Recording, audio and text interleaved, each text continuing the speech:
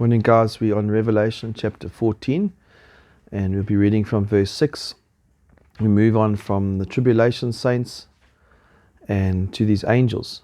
And let's look at what these angels' messages. In verse 6 it says, "Then I saw another angel flying directly overhead with an eternal gospel to proclaim to those who dwell on earth, to every nation and tribe and language and people." And so the message doesn't change. The tribulation saints come and they call people to repentance. They tell people the good news about Jesus, that you're saved through Him alone from the wrath to come.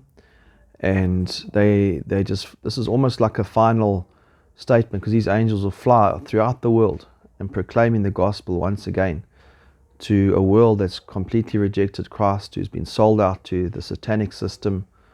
And they have one more opportunity. And he said with a loud voice, "Fear God and give Him glory, because the honor of His judgment has come, and worship Him who has made heaven and earth, the sea and the springs of water." So don't worship Satan, don't worship the world system, worship the true God, the creator of heaven and earth, and fear Him, because He's the one who can send you to hell. He's the one who will judge you in the end. Satan can't judge you. Satan can deceive you, and he deceives all these nations at this time. But God ultimately will be the judge. And so the call is always the same. The message is the same. And it's sad that as times get worse, people often fall away from God. And they start to blame God. And they should really. Persecution, even as we go through difficult times now, it should drive us to our knees. It should make us fear God more and give Him more glory. Because, as it says, the hour of His judgment has come. And then the people don't receive the message, because we see the second angel come in verse 8, and another angel, a second, followed, saying, "Fallen, fallen is Babylon the Great. She has made all nations drink the wine of the passion of her sexual immorality."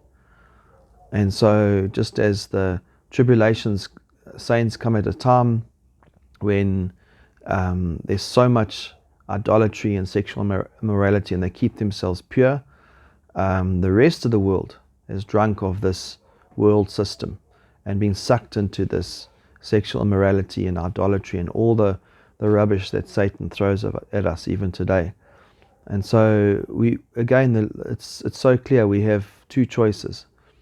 Either we receive the mark of the beast and the system and the world system, we become part of that, and we land up in hell forever, or we receive the seal of Christ, and when we're in Him, we're safe and secure.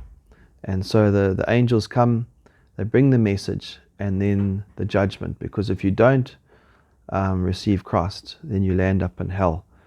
And so it says in another angel, verse 9, "A third followed them, saying with a loud voice, If anyone worships the beast and its image and receives a mark on his forehead or on his hand, he will also drink the wine of God's wrath, poured full strength into the cup of His anger, and he'll be tormented with fire and sulfur in the presence of the holy angels and in the presence of the Lamb. And the smoke of their torment goes up forever and ever, and they have no rest day or night, these worshippers of the beast and its image, and whoever receives the mark of its name."